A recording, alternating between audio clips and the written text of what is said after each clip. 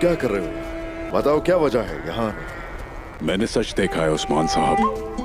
कोनूर, हमारे यहाँ गर्म बिस्तर या गर्म खाना नहीं है, ना कोई ओहदा है ना महल है। हाँ, लेकिन हमारे पास एक चरवाहे का छोटा सा खैमा है यहाँ। अब आप और क्या करेंगे गुंदूज साहब? क्या आप मजीद बुरा बनने की कोशिश कर रहे हैं? मुझे बताए बगैर आप कुछ भी नहीं करेंगी, क्योंकि अब तक जो आप मशवरे के बगैर कर चुकी हैं।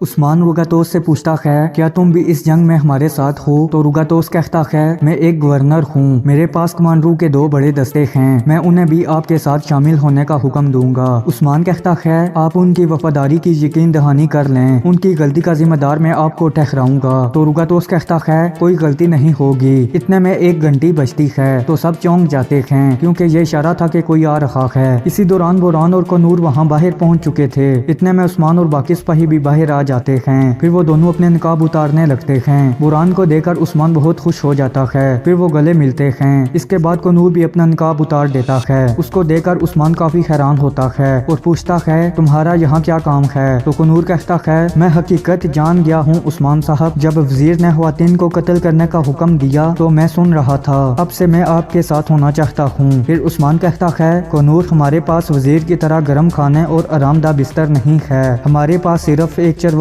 का खैमा है। कोनूर कहता है, मैं आपके साथ हूँ उस्मान साहब। फिर उस्मान कहता है, अगर तुम वाकया ही मेरे साथ मुखलिस हो तो फिर तुम्हें कुछ अरसे के लिए वजीर के साथ रहना होगा और फिर मुझे मालूमात देते रहना। कोनूर कहता है, जैसे आपका हुक्म हुजूर। ये कहकर कोनूर वहाँ से चला जाता है। दूसरी तरफ सोगूत में गुंदूज गेहातू के पास मौजूद था और कह रहा था, बताओ गेहातू, तुम क्या चाहते हो?